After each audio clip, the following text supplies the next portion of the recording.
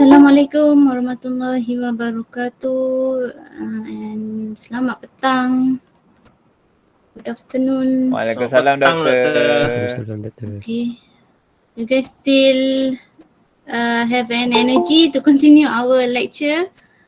Alah, Di ada. petang ni boleh So boleh ada lagi energy, still energetic, still bersemangat untuk finish up our lecture for today until 6 p.m. So hopefully we can finish it earlier. Okay, so today we are going to continue our next lecture. Okay, we still in our chapter 3, but we move to the second part of chapter 3, still in the .NET programming. So we are going to look into what are the syntax involved in .NET programming. Okay, and at the same time we are going to learn about function, still in variables, what kind of conditional operators and something like that. Okay, so how to create a syntax in terms of .NET programming. So hopefully you guys still remember when it comes to a .NET programming. Okay, .NET programming, so it will be either ASP programming code or C#, right? Okay, ASP and also C#.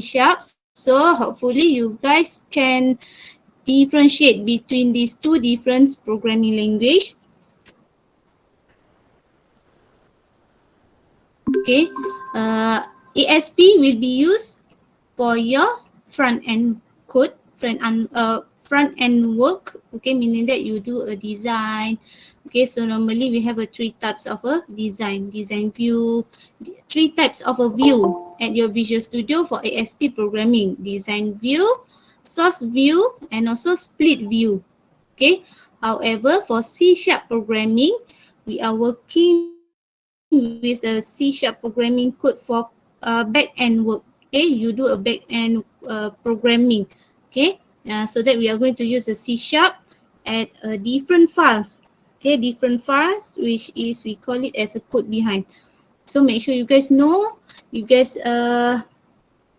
know how to differentiate between these kind of terms. We have many terms in .NET programming. Okay, so before we move to our second part, I would like to recap.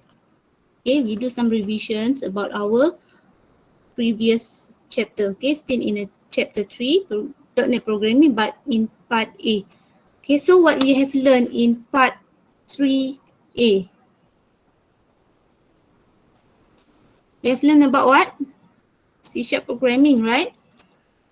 C# programming. So we learn about variables, right? So what is a variables? How to initialize variables, isn't it? Okay, how to modify your variables, how to call your variables, to invoke your variables and etc. Okay, so variables, it represent an information or value that you would like to store at your storage, your local disk. Okay, so normally we use a variables to give a space at your local. For example, you want to save the value of a number. So we need to assign a variables to hold that value so that you can place that variables somewhere at your local disk, and then it will provide some storage to your variables. And other than that, what we have learned? Selain daripada ini, you guys remember or not? Try to refresh, recap. You can open your slideshow also from our previous lecture. We have learned about what? It's okay if you don't follow the flow. You just name it what we have been discussing from our previous chapter. Data type, right? So data type. Betul. Betul. So what we have in data type? We have many types of data types where Ada value, reference, pointer. yes. This is the category value, reference, and also pointer. So value data type, basically we have an integer, and then double float and etc. So basically each of these different value data type, they hold a different size, different bytes of a size at your storage. That is why very important for you to identify first what kind of input that user will enter. Is it in an integer data type, double, because they will provide different sizes in your stack disk. Okay, and also this one is also was supported by one of the important component in Visual Studio in .NET technology, which is CTS, common type safe, right? Users only allowed to enter input based on the data type which you assign at your programming, at your code behind.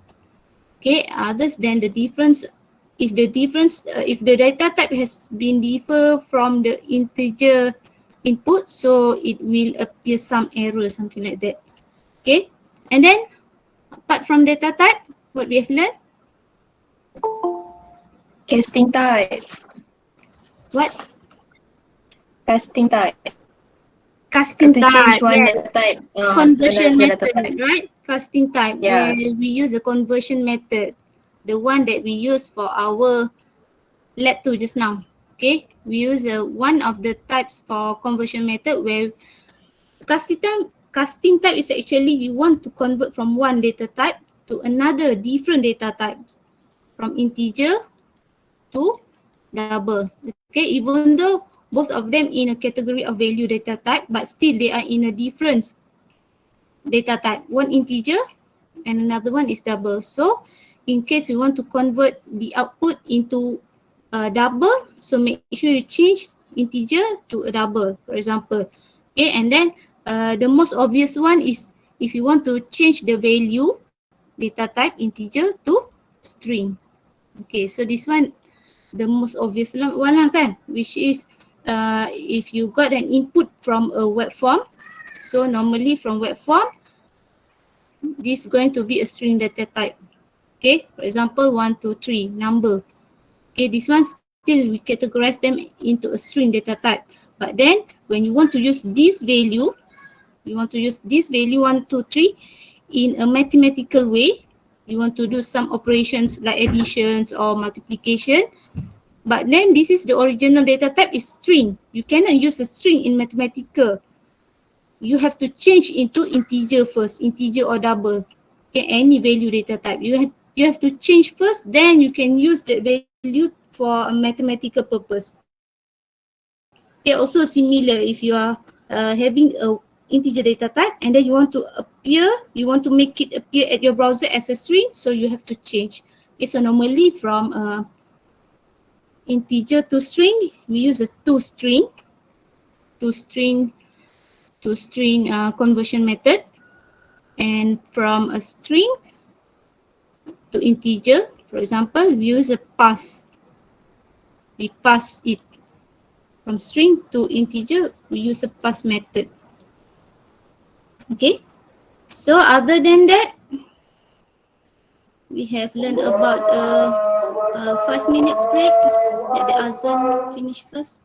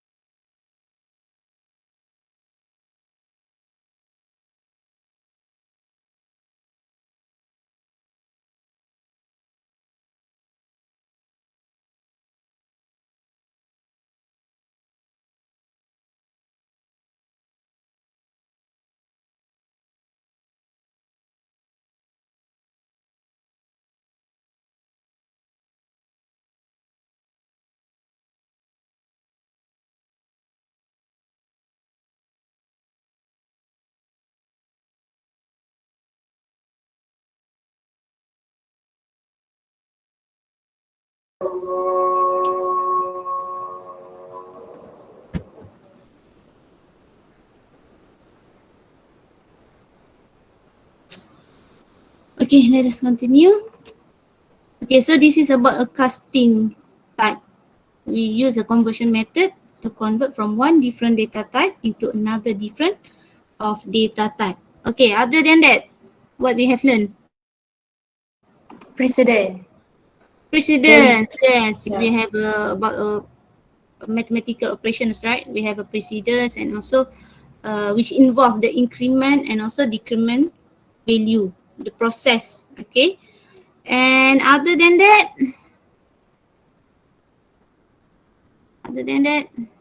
we have learned about operator. Predefined names.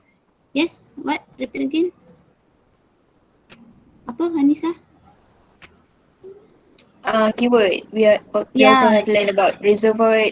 yes, we have learned about keywords. Okay, in C sharp, they have keywords whereby you cannot use this keyword for the identification name, for your label, for example, for your class name, for your method name. Okay, you cannot use keyword, but then within the keyword itself, there have been a few types of a category. Okay, so that category you can refer back to your slide. And then we have learned about then Logical operators yes, logical operators, and also conditional operators. conditional operators, yes, correct. And then don't forget we have one exercise. After this, I'm going to ask any one of you to give the solutions about a conditional operators, right? So we have a way in a C sharp programming on how to write down a conditional operators in terms of C sharp programming. So basically it involves the if and else statement. Okay, if else statement. So they have their own. Some actually this kind of questions has been out for two last semester. Okay, about conditional operator, how to write down.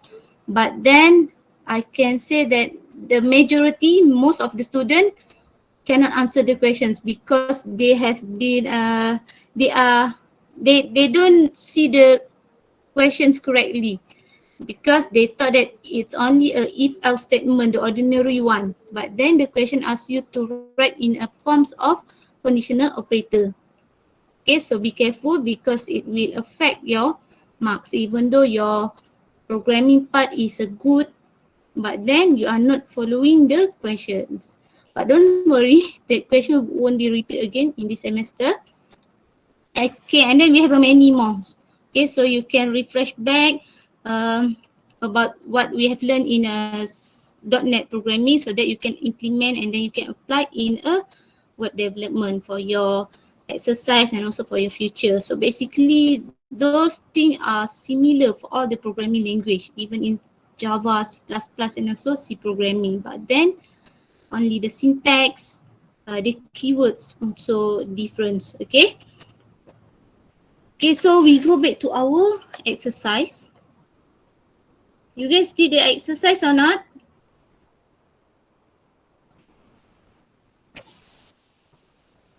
Hmm? You guys do the exercise or not?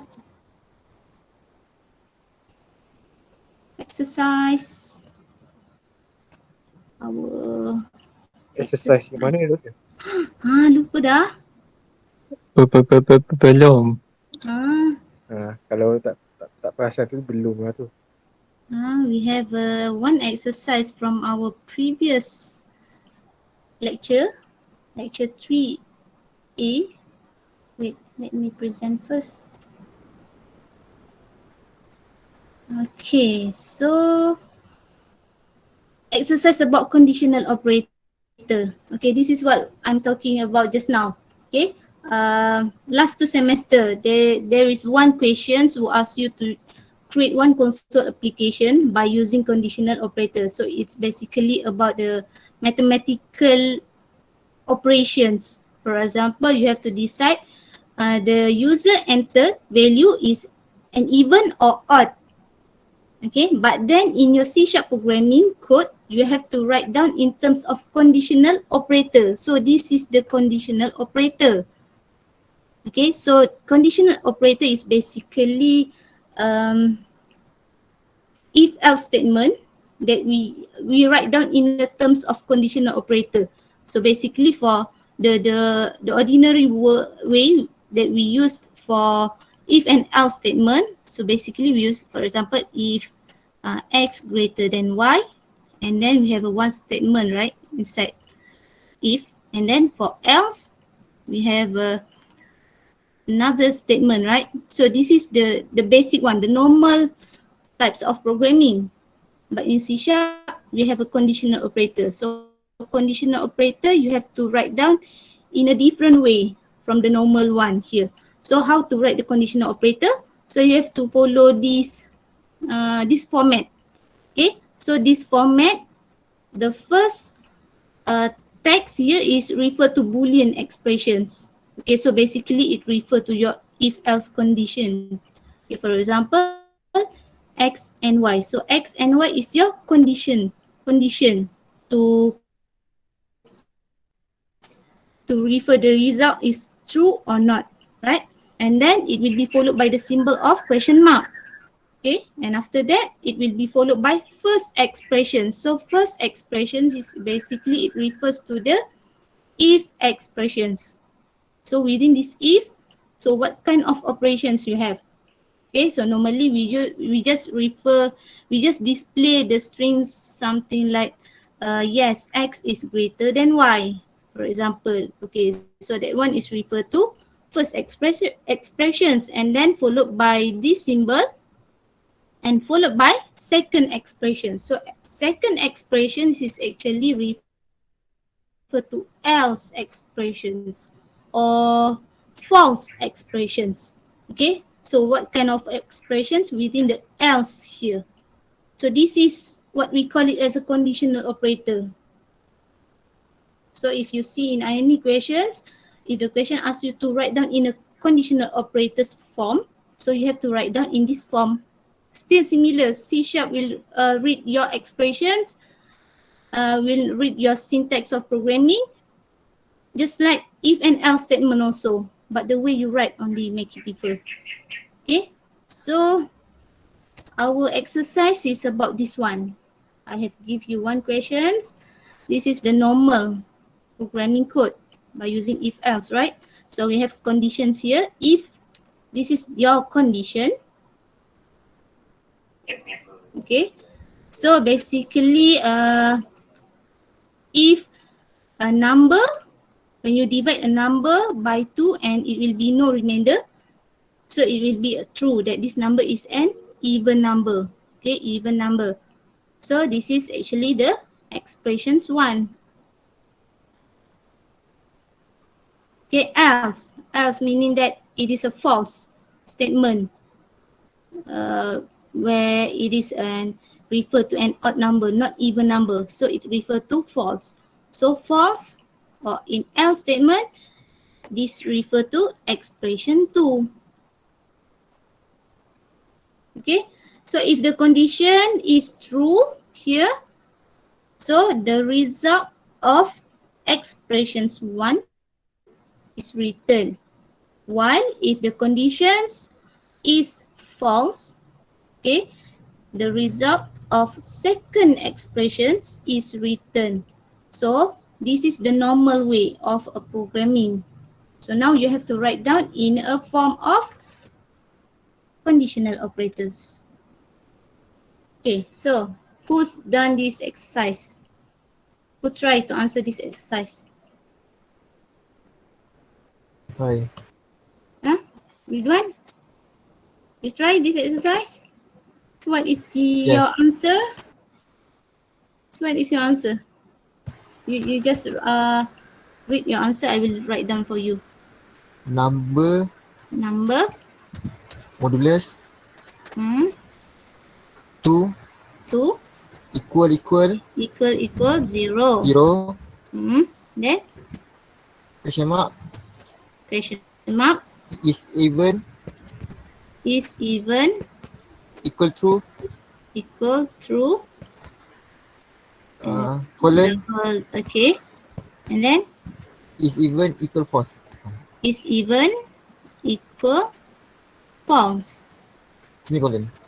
semicolon. Okay, so don't forget semicolon at every end of your line. Okay, so does anyone get the similar answer with read one? Or you have a different kinds of answer? You can share. Mind to share your answer?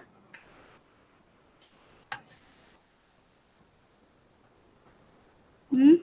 Nurul Amni, have you tried? What is your answer, Nurul Amni?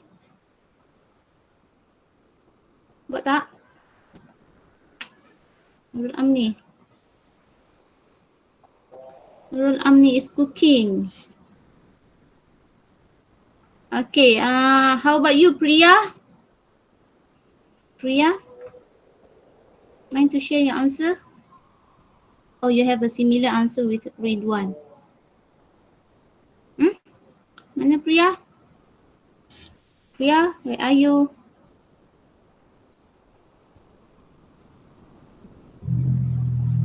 How about Lim Hong Yun?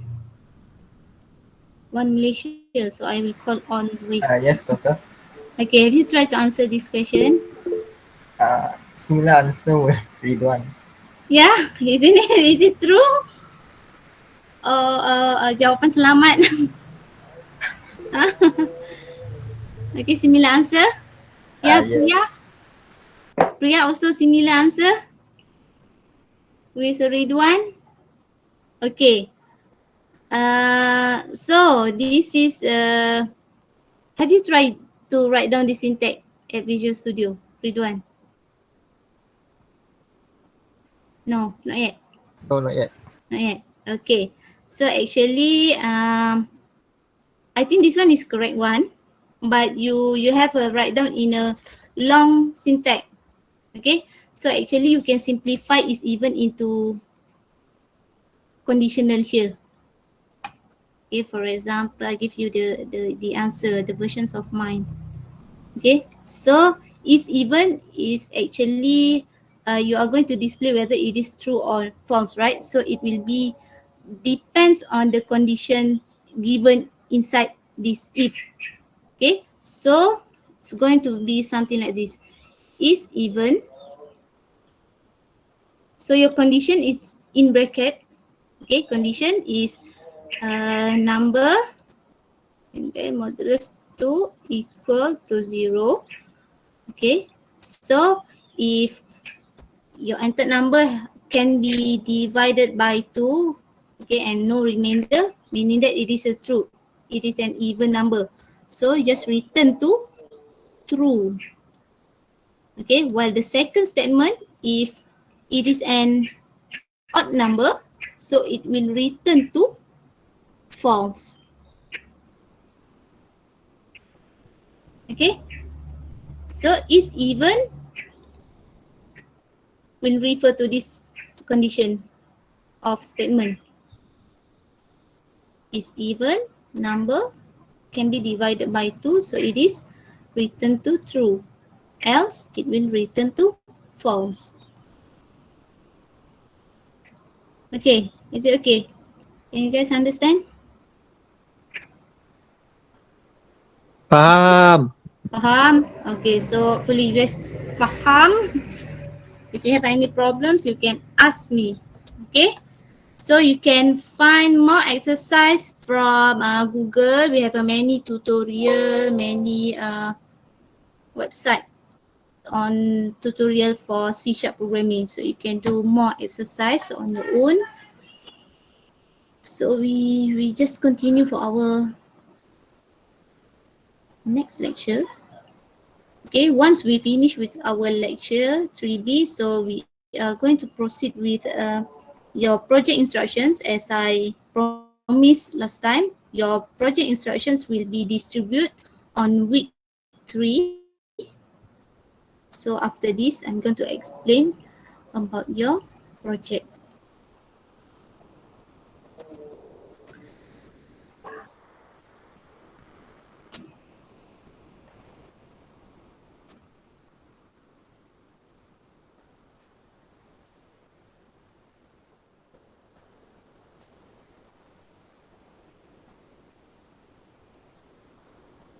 Okay, so it is a sequence from our last chapter, 3A. So in this chapter, we are going to look into a functions. What is a functions? How to use a functions? And what function is actually the other name of function is a method. So I normally use the terms of method. Okay, method functions. So it refer to the same thing. Okay, the function that you create to generate one actions. For example, you want to create a calculations process. So you create one method, calculate. So calculate is a method. So how to define this is a method or not? So basically and normally for a method, we are going to put a bracket, a parenthesis at the end of the name of your functions or your method, because inside this parenthesis, you can include what kind of parameters involved in your method. Okay, so we are going to look into what is a functions, how to use a functions, and then request object. So what is a request object? Okay, last time if you still remember, Visual Studio has provided 5 types of built-in object. 5 types of built-in object. Okay, one of them is a request object. So we are going to look into what is a request object. And then statement. How to create a statement in C# programming. So it will involve either if statement, if else statement, switch statement. Okay, so we are going to look into it. Okay, and then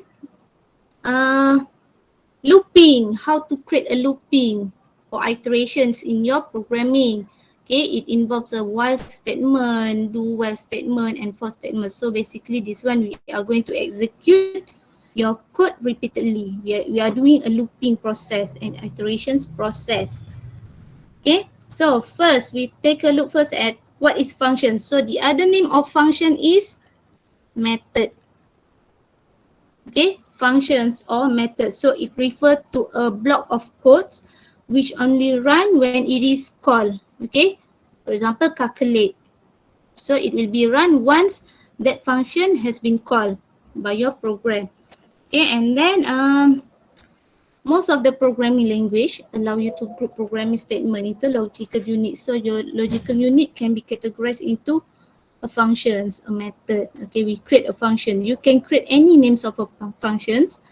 Okay, it refers to the purpose of your applications. But remember, please avoid to use a keyword. Okay, and one more thing, C# programming is a case sensitive. Okay, case sensitive meaning that if you use a uppercase, so make sure when you want to invoke that function, use the uppercase. And also similar if you use a small letter. Okay, so make sure you create a function name, and then when you want to call that function name, make sure it has a similar or exactly how you spell them. Because if you generate, for example, calculate,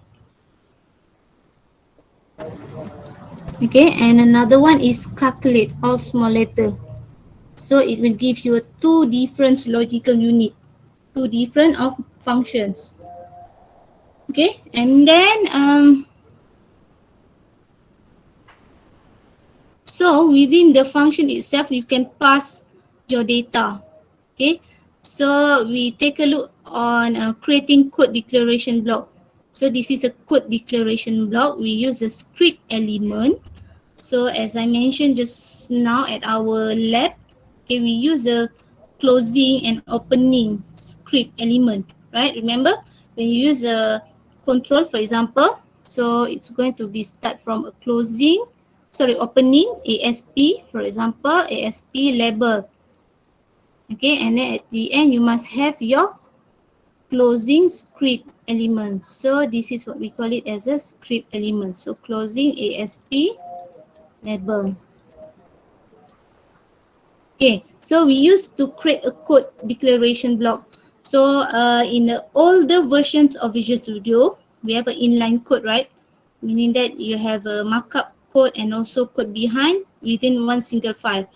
So normally they will differentiate between the back end and also front end by using this script element, because the way you write the C# programming and ASP programming will be differ even within a single page, single file.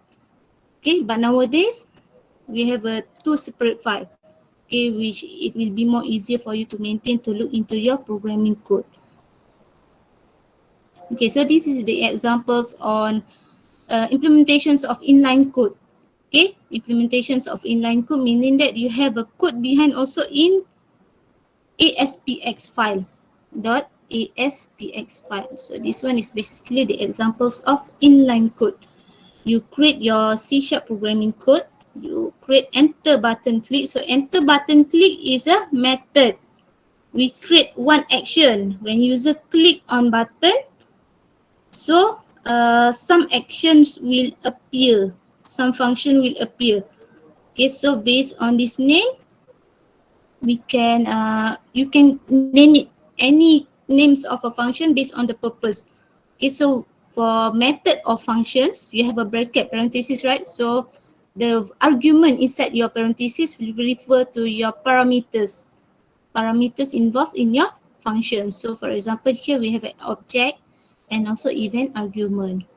Okay, and then within this function, when the function is called, this statement will be executed. Message.text. Message.text, and then what kind of text that you are going to display. So basically we don't use this syntax anymore, because in a code behind we use a different way on writing a syntax. Okay, we don't write the syntax, but still you can use this way.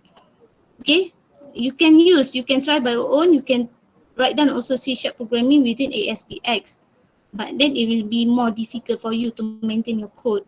Okay, since you are allowed to write down a C# programming at different files, so it's better for you to write down in different files, in code behind. Okay, but then make sure it is within script element. Okay, so this is about defining functions. So how to define a function? So basically, we have a format, we have a syntax on how you want to define your function. So the syntax here is, the first one is referred to return data type. So your functions is in what types of return data type? Is it you have a value or not return to any value? Okay, so it depends to the functions that you want to create. Okay, and then it is followed by the name of your functions. Okay, and then followed by parentheses, and inside the parentheses it will be the argument, what kinds of argument that you are going to pass. Okay, what kind of parameters that will involve inside your function when it is executed. Okay, and then curly bracket and statement. Okay, so for example here I want to create one function, my method. Okay, my method. So I'm going to have a return data type of a static void, and also my method. So let's say we don't have any parameters involved, so let it be empty. So static is referred to a method belong to a program class. So we normally use a static because it refer to a program class. Okay, because your method here will be inside your program class, right? So it will belong to your program class. We use a static, and then followed by your return data type. So here I'm using a void data type.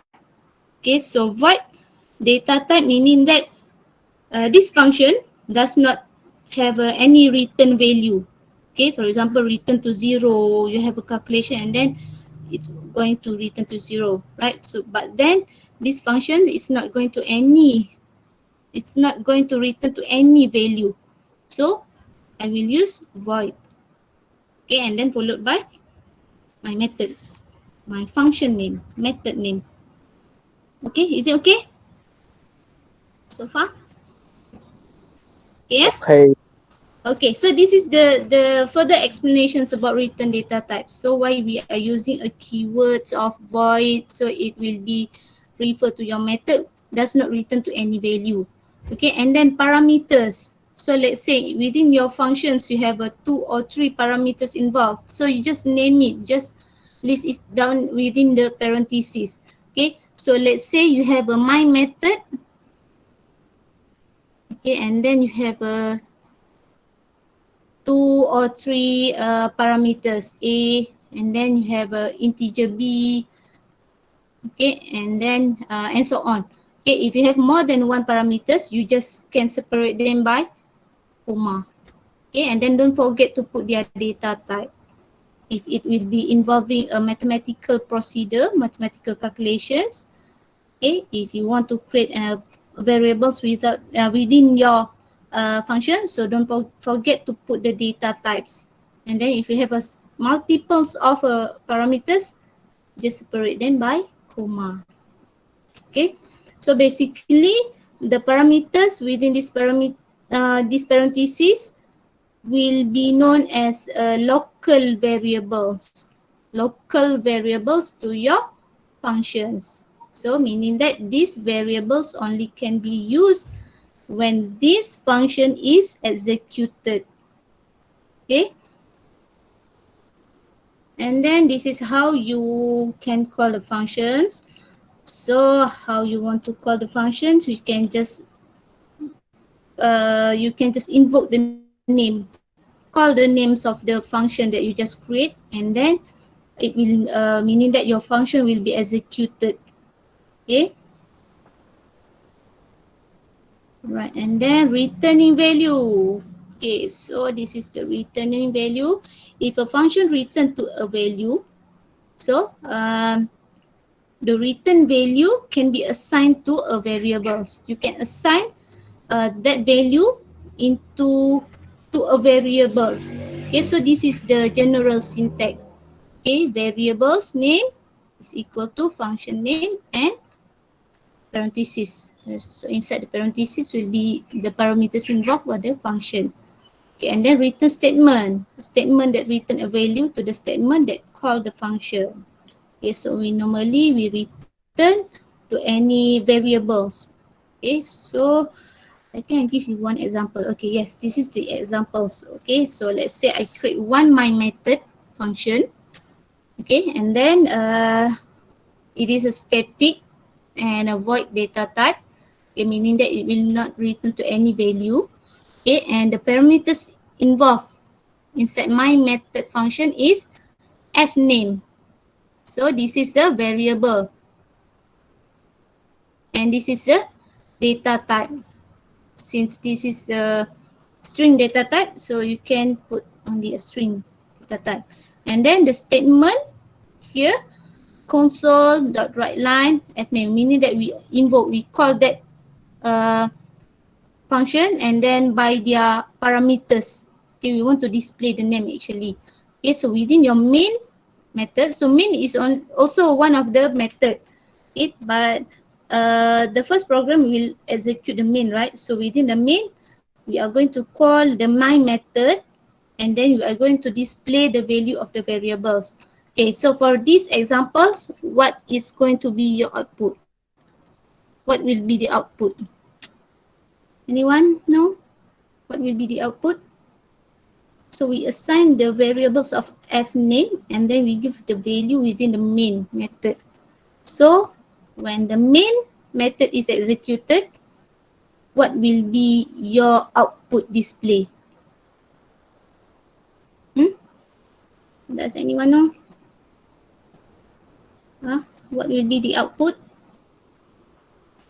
My method. Yam, Jenny, Anji. Yam, Jenny, Anja. Yes, correct. Okay. We just call the method, and then we assign the variables. We assign the variables. Since variables is a string, so it will be using a double quotation mark. So your output will be Yam, Jenny, and Anja. That's it. This is your output. Okay, we've called the method here. Method here is, my method is referred to the method here. So when this my method is called, the statement within my method will be execute. Okay, the statement here is console write line and then refer to the parameter. Okay, since the given parameters here is Liam, Jenny and Anja, so it will just display. And also one more thing, we use the write line, right? Write line method. So when you display the first variables, so the next one, your cursor will move to the new line. So that it's why your output will be in a 3 different lines. Okay, but then if you use a console.write, let's say you use only console.write. Okay, so your output will be Liam, Jenny, Anja in one single line. Because when you use a method write, they will not give you a new line. Your cursor will not move to a new line. Okay, but when you use a write line, your cursor will move to the next line. That is why the next output will be displayed on the new line. Okay. So the second example here, okay, still the similar function name, my method, but then it has a 2 different parameter. The first one is a f name, which is a string data type, and then the second parameter is age with integer data type.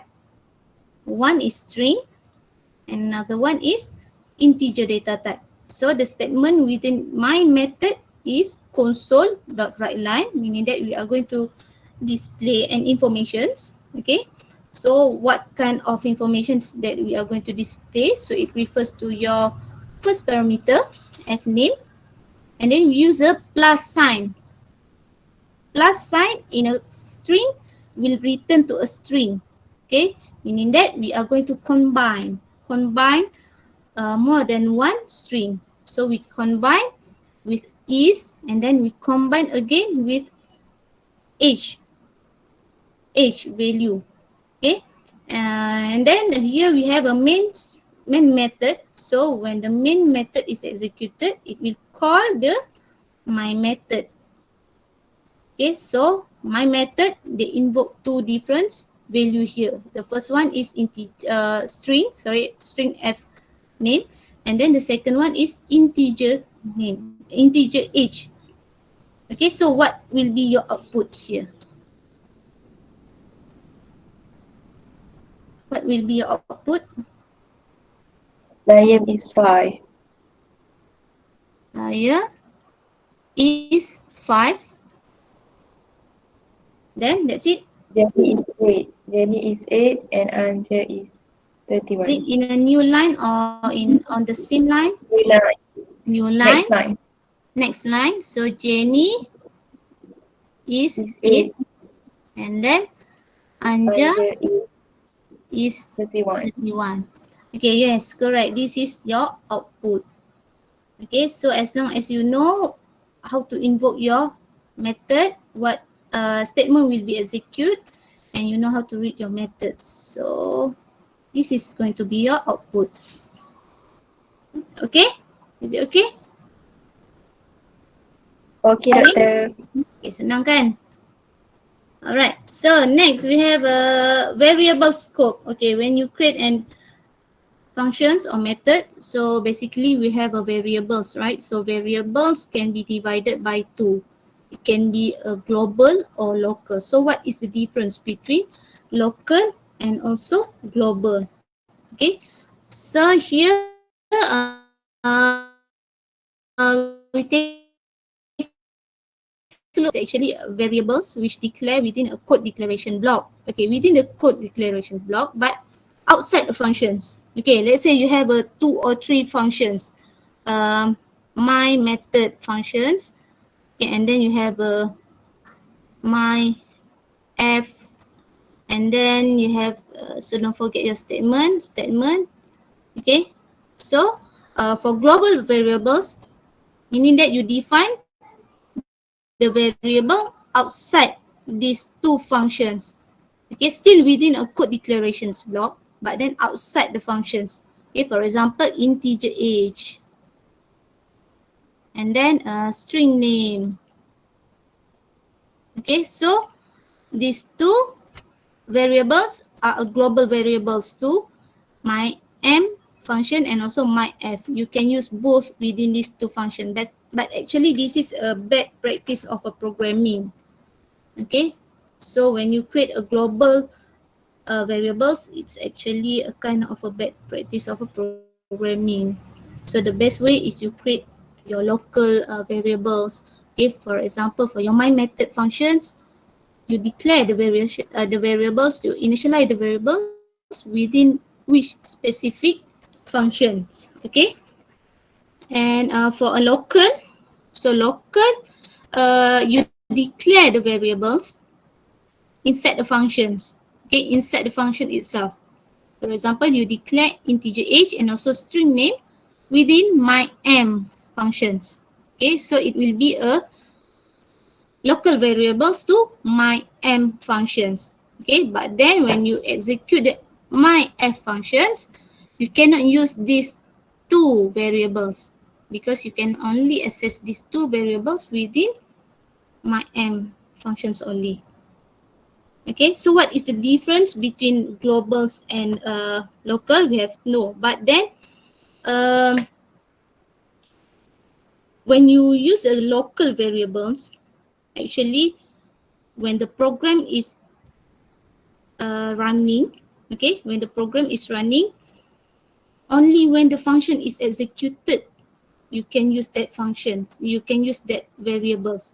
Okay, it will be stay when your function is executed, but then when your function is stopped from executed, so that variables will be removed from your local storage. Okay, but it will be differ when you use a global variables. Okay, for global variables, once your programming is running, your variables will be kept in your storage. Okay, up until your program is stopped running. It will be different. Okay, but for a local, it only on a variables. It's only depends on that functions only. When the function is execute, so the variables will be there. But if it is a stop, your function has been stopped from execute, but the program is still running. Okay, only the function has stopped execute, so that variables will be removed. Okay. Okay, so this one is actually okay, so this is considered as a poor programming practice when you use global, and also this one is about what if a program contain both. Okay, meaning that if you in within one program you have a both global and local, so it will be considered as a poor programming practice also. So make sure if you want to create only a local, so please avoid from create a global variables. Okay, and this is the examples of a, I think this one is not a public. Okay, this one is a local. Sorry, typing error. This is an examples for local variables, and this is the examples of a global variable. So for a local variables, you will initialize your variables within functions. You create one add functions, so you initialize variables within these functions. Okay, so differ from a global variables, you initialize the variables within your program but outside the functions.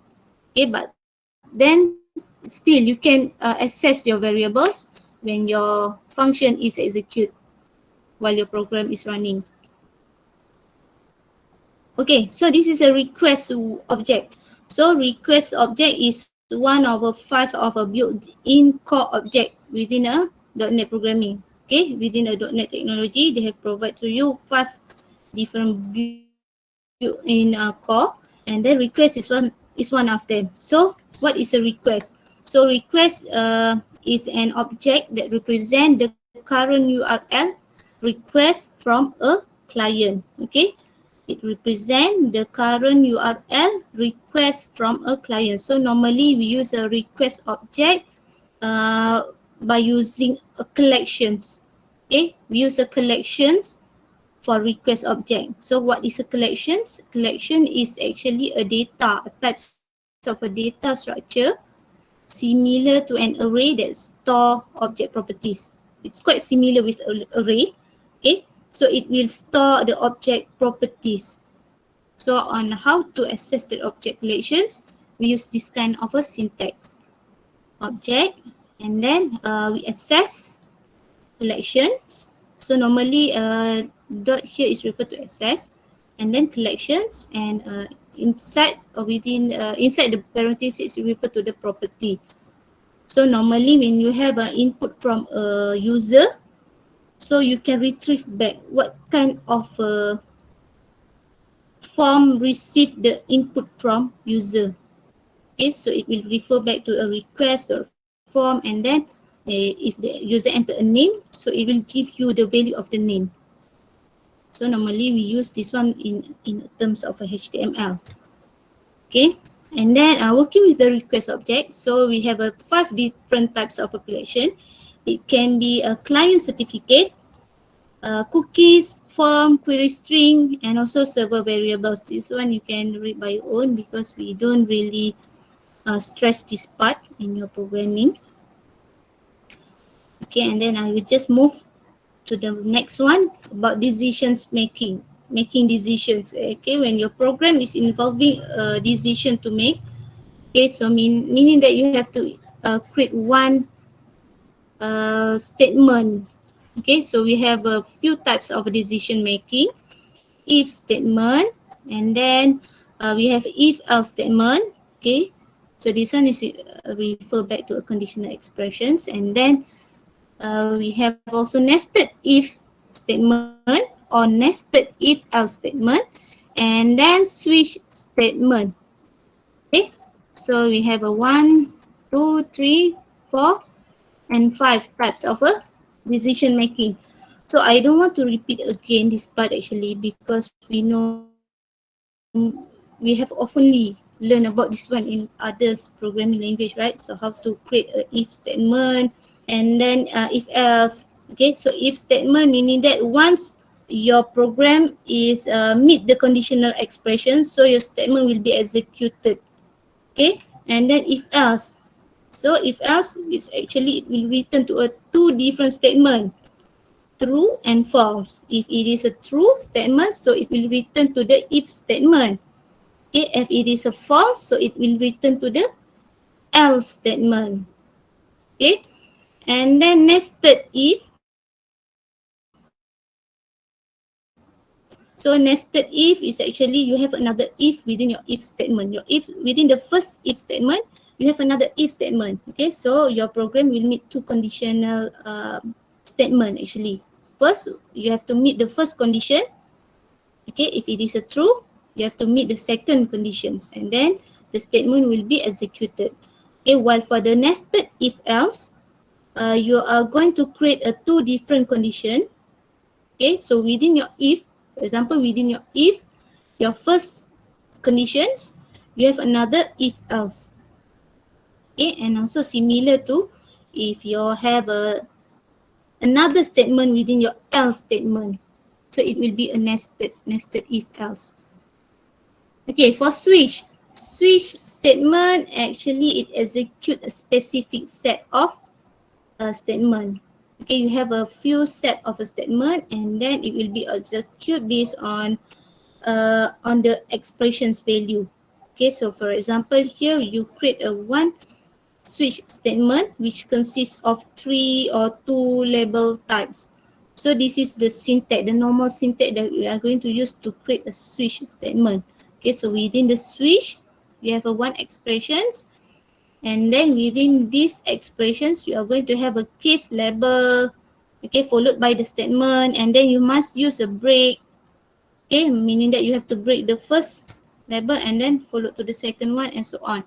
And lastly, you can have a default statement.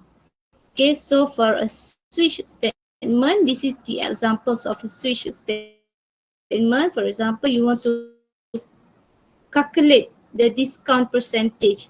Okay, discount percentage. So this example show you how to create a switch statement. So we create a day of week. Okay, so day of week, so meaning that within a week we have a 7 days. So for each of the days, they give a different discount percentage. For example, Monday with 40%, and then Tuesday 30%, Wednesday 20%, and Thursday 10%. And the rest of this day it will be 0%. Okay, so instead of you create if else, you are going to have a many if else. So it is best for you to use only a switch statement. Okay, and then repeating code. So repeating code is about, you guys want to have a rest or not? 5 minute rest, is it okay? It's only Boleh Yes. doktor. Boleh. okay, so 5 minutes break. You can go to toilet. Okay, so we are going to continue at 5:05. 06, 5:06.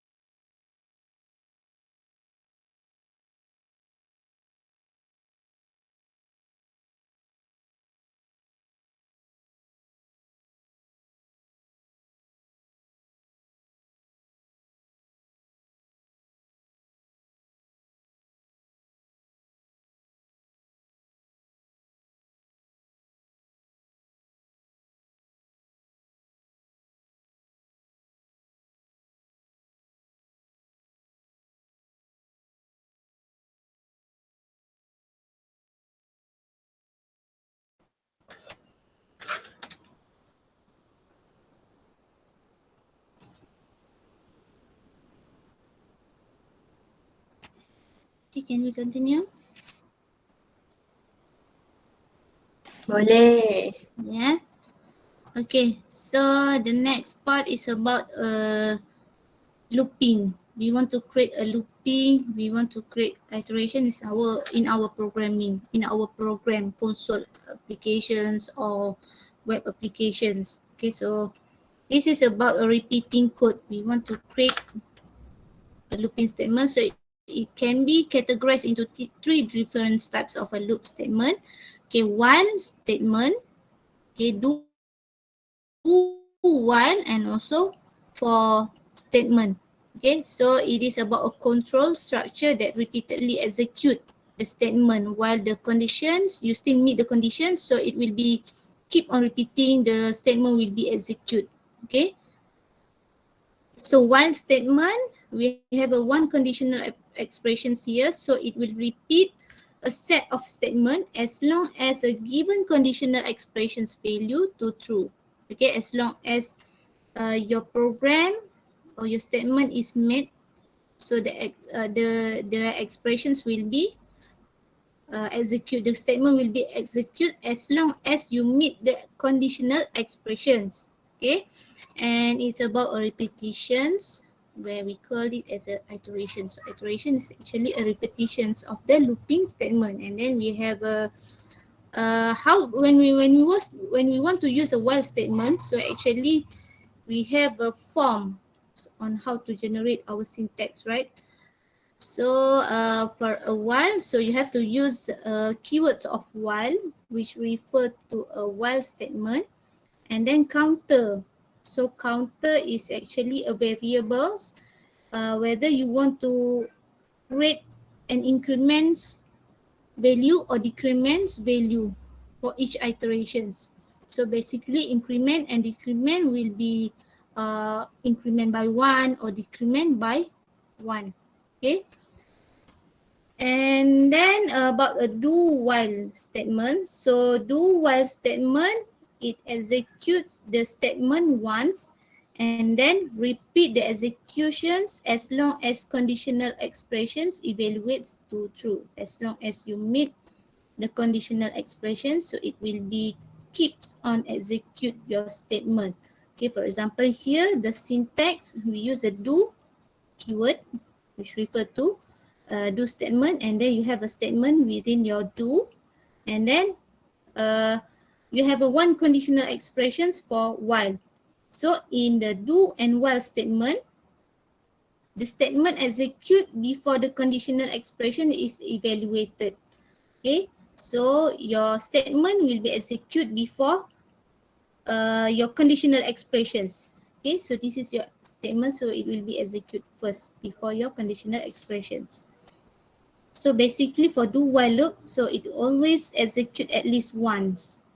Okay, so the next one is about a for statement. So for statement, it's actually simply repeat its code at a predefined number of time.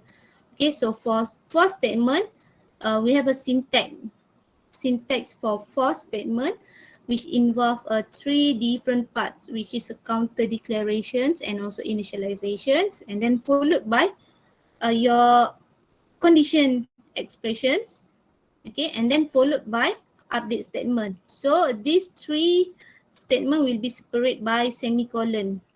Okay, this is the first part, and then you have a condition, second part, and update statement, third part. So basically for the update statement, it will be involve the increment value or decrement value.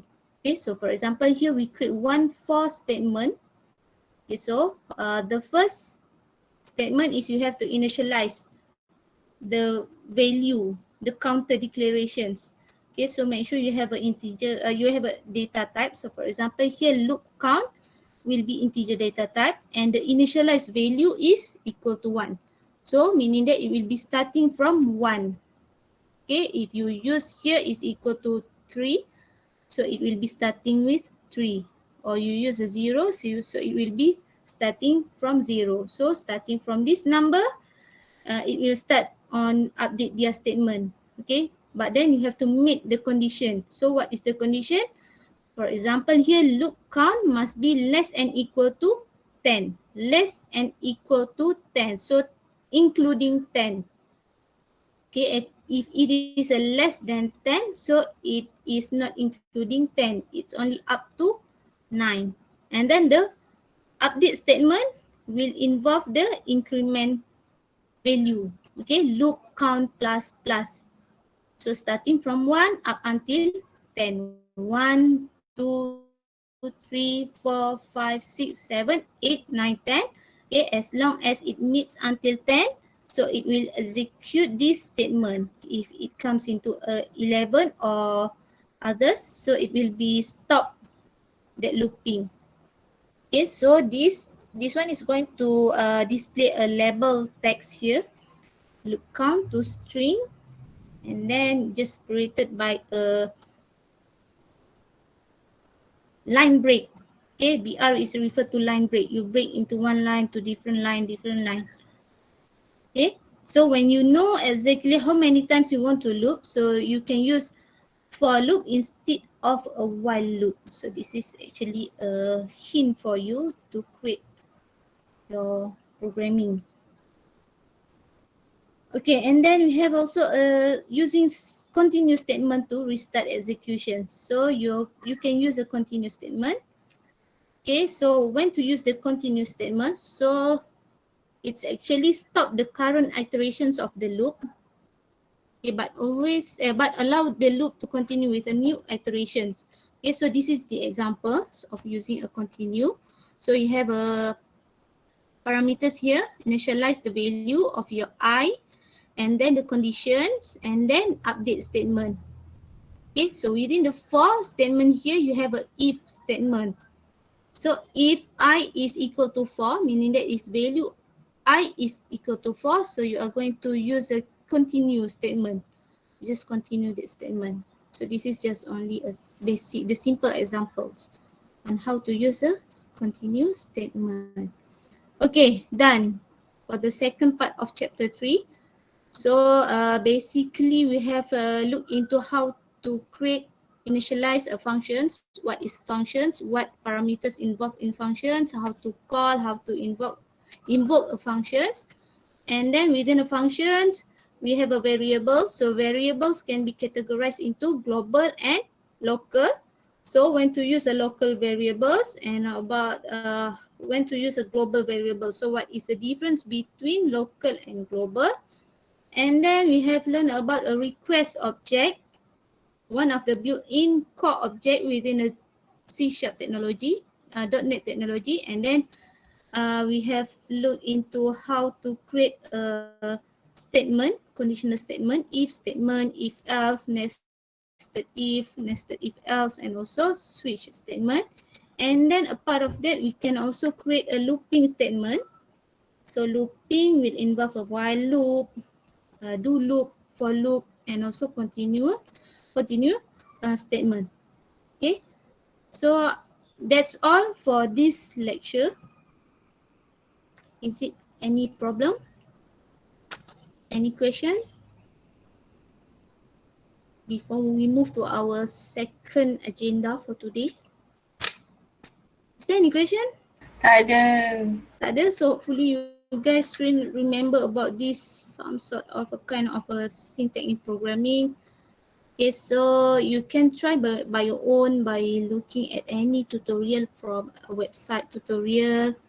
You can refer, and I will upload an extra resource. So basically extra resource is about C# programming. So I will try to upload within an hour so you guys can refer. Okay, so done with our lecture. So I will move to our project instructions. Okay. So starting from today at 4 p.m. just now, I have a make it active for your group activities where you can create a group. Okay, find 5 members of a student, form a group for your project assignment. Okay, make sure it is 5 persons. Okay, the minimum number is 4. Okay, you can have up until 4. And the best way is you have a 5% because it will be quite tough for you to create one application if you have a less number of project member, team members. Okay, so this is about the project instructions. Can you see the PDF file here? Nampak tak? Okay. So this project assignment, it will consume 20% out of 100. So it will take around 20% out of 100 from your whole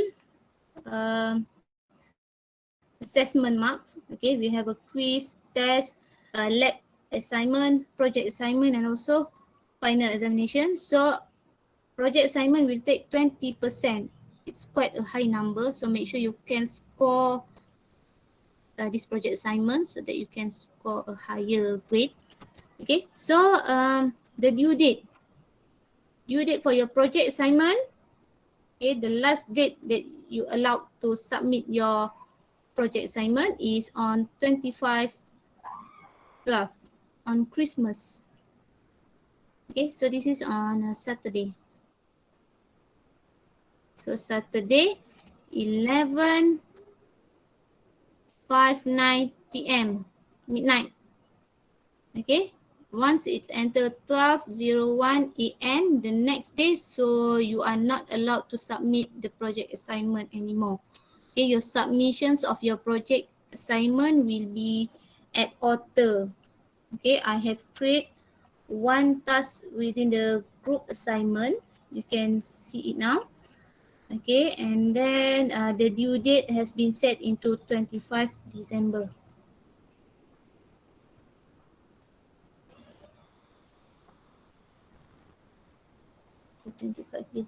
And it is shown now. So you can form any group. You can enter any group with your team members and then form a group. Okay, and how about the presentation? So we are going to have a presentation, live presentations using a Google Meet. So the presentation will take place on 26 December, the next day after you do the submissions. Okay, and also this one is actually on week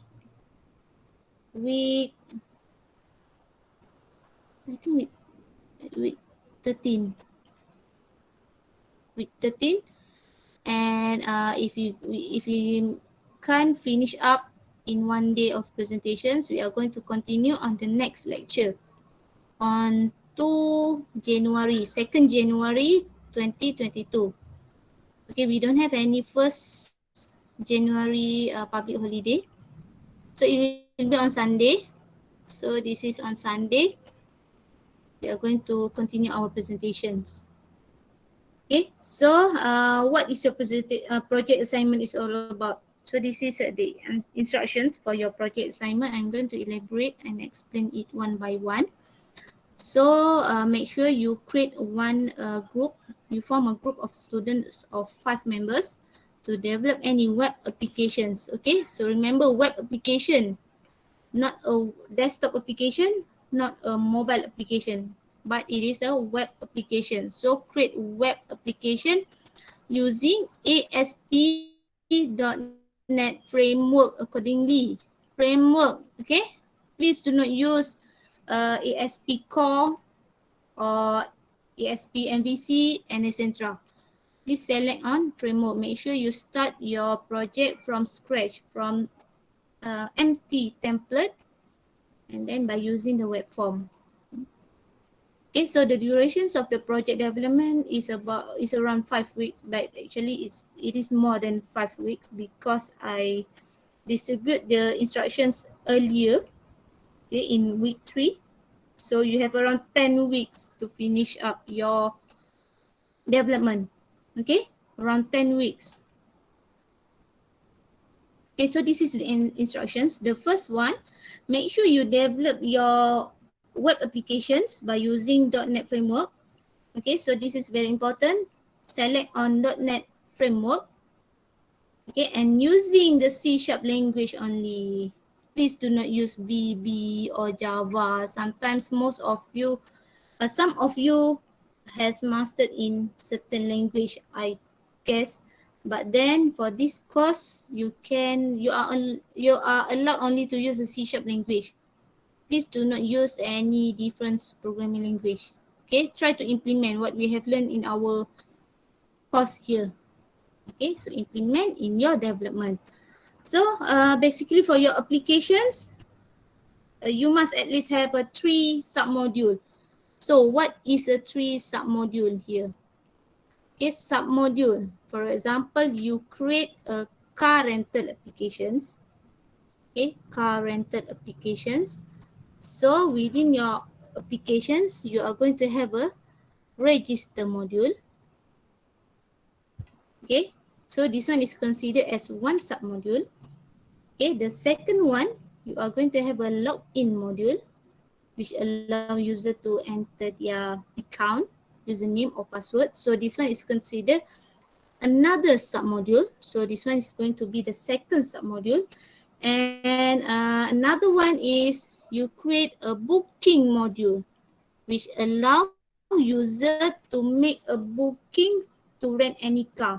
So booking module. So this one considered as another submodule. So in total you have a 3 submodule. Okay, you can have at least 3, but you can generate more than 3 submodule. You can have a 4 submodule. For example, you create another one submodules of a report. So this one is considered as another submodule. So you are going to have a 4 submodule. Okay, but at least 3. 3 is okay. Do not have a less than 3. Is it clear about submodule? Clear? Any question so far? So far, so good. Okay, how about the rest? Ami, okay? Yeah. Okay, so clear about the submodule. So make sure you have at least 3, but you can have more than 3. Okay, and then your application must be connecting to database. This is very important, okay, because we are going to manipulate your data. Okay, so it will involve the CRUD process, create, read, update, and also delete operations. When you connect your applications with database, so that we can manipulate the data used within your web application. For example, you want to register a new account for a user. So when you do a registrations process, so it will involve the data manipulations, right? You can read the data, and then you can create a new data within your database. Okay, so from a register also, you can change, you can manipulate the data. Okay, for example, you can update a profile, you change the data, the current data from a database, you update a new one. So that kind of thing is about accrued data. Okay, you manipulate your data. And then your application must be able to run using your local host. Okay, enough. You don't have to do any hosting, or you do any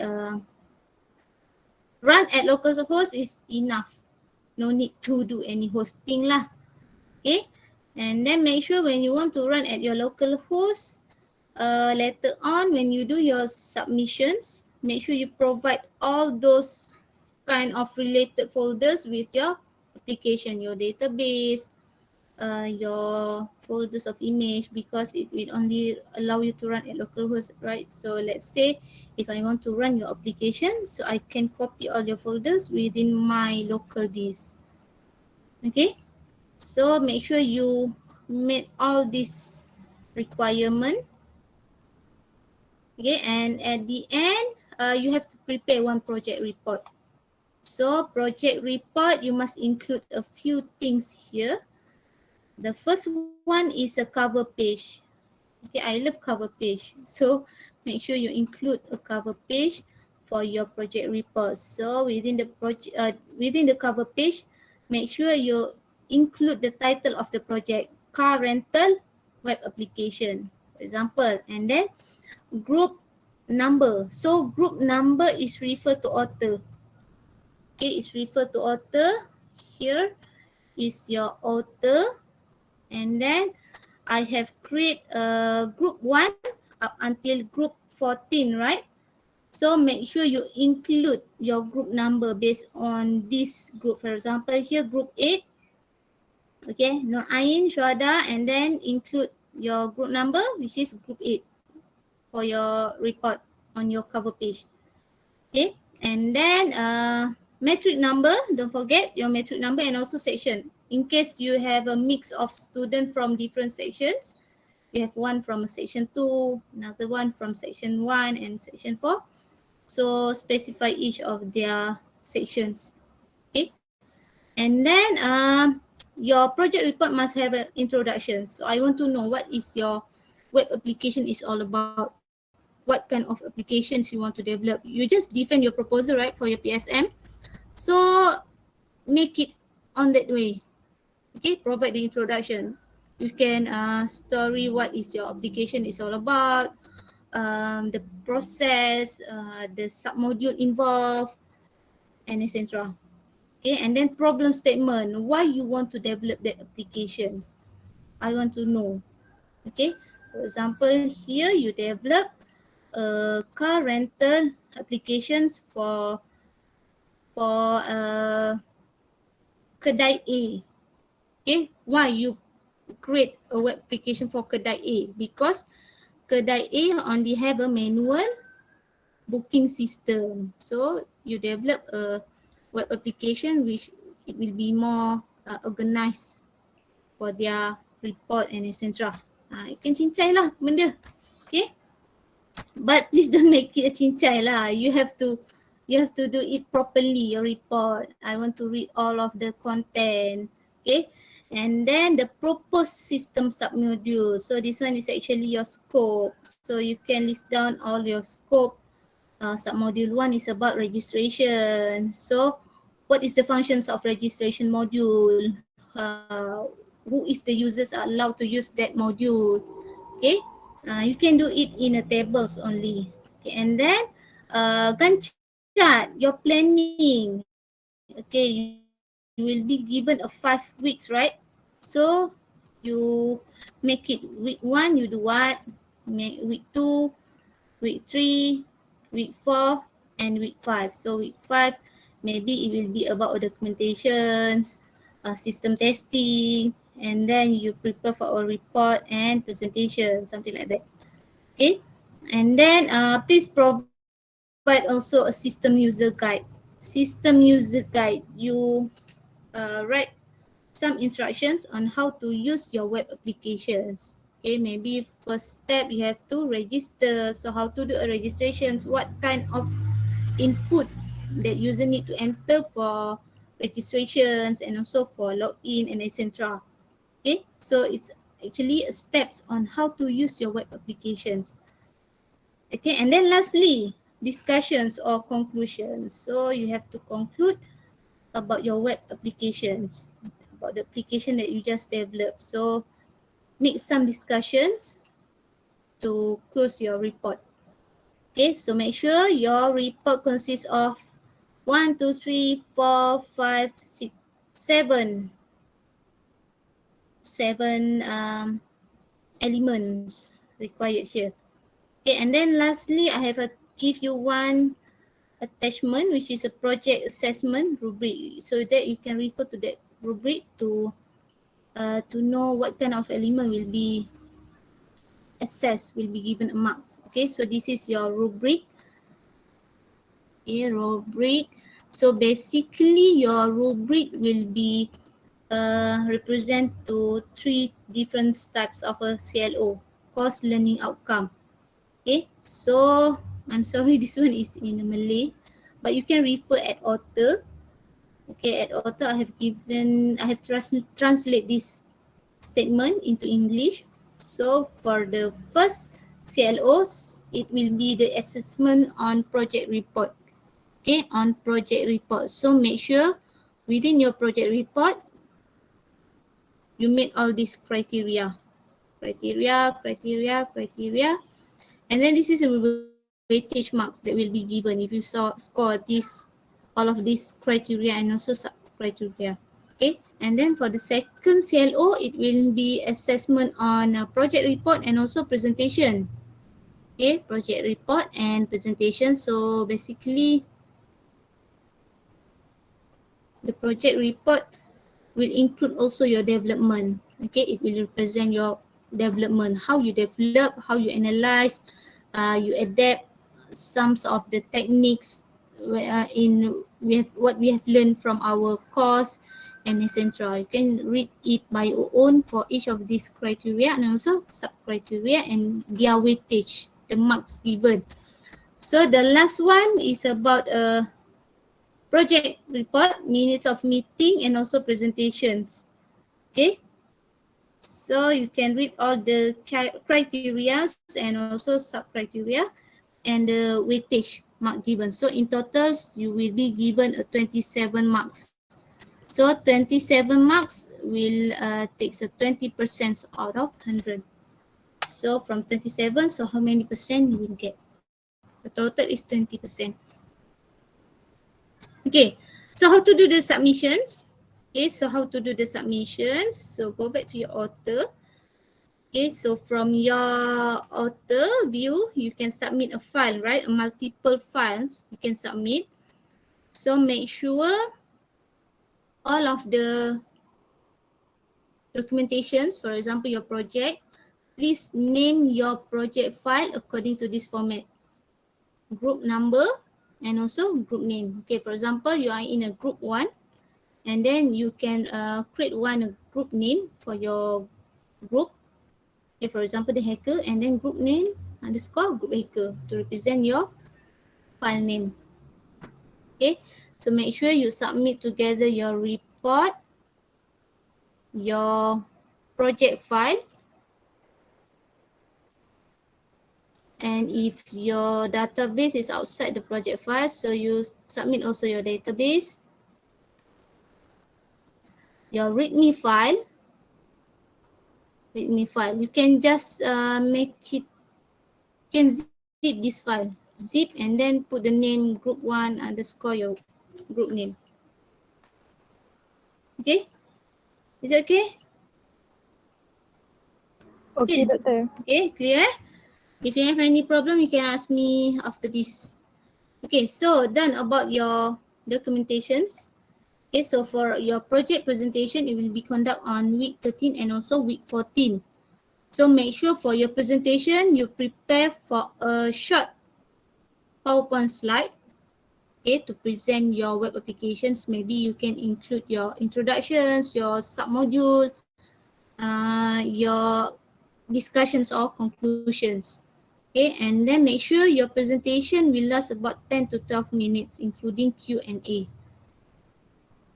Okay, and at the same time, you have to demo your applications. Demo in our class later on how to use your applications. So you can display, you can demo each of the submodule within your applications. Okay, please show us if you have any error. So make sure you solve all the errors before the presentations and make sure the presentations going smooth on that day. Okay, and also all group members must be participating in project presentation. Make sure you have 5 members, right? So all of you need to do a presentations. Okay, maybe some of you do the introduction part, submodule explanations, conclusions, or you do a demo, one person, one submodule. Okay, so up to you based on your discussions with your team members. But make sure you have to contribute in your project assignment. Okay, if any of your team members does not contribute, okay, on the other name, it is a sleeping partner. So please inform me. I'm going to deduct their marks. Okay, so please contribute in your project assignment. So that's it. Is there any question regarding your project instruction? No? Not yet. Later on bila dah start baru ada question kot. Okay, it's okay. You can start form a group and then find a title. Maybe we are going to have a 1 or 2 sessions during our lecture, and then we are going to make a progress. So you can present your progress on that time. Okay. And then make sure to refer your project rubric also while development, and also prepare your project report so that you know which one you have to score marks. Okay, so done for your project instructions. And one more thing, I would like to remind you guys that we are going to have a quiz 1 on next Sunday. Quiz 1 on next Sunday 31st October during lecture time.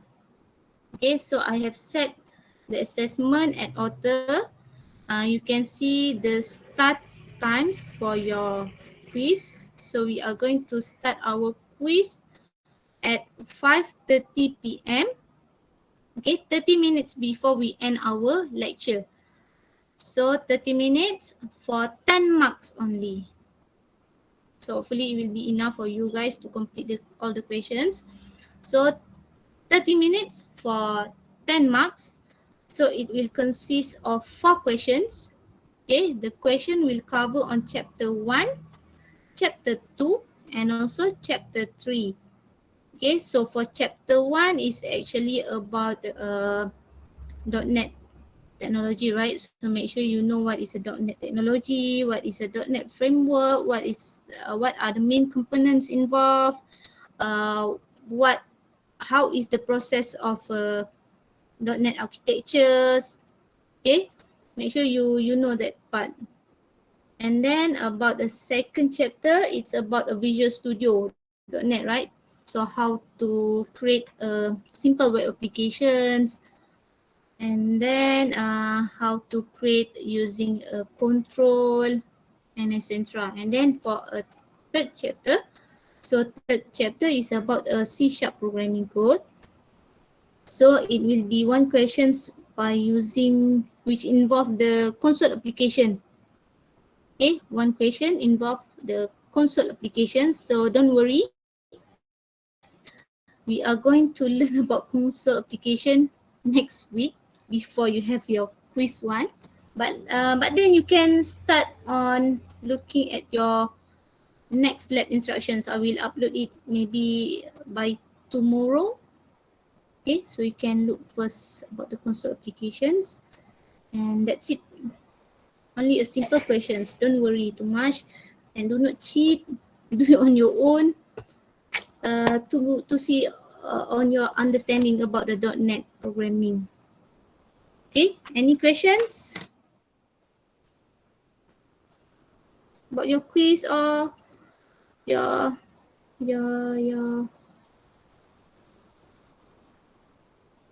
about your quiz or your project? Is there any question?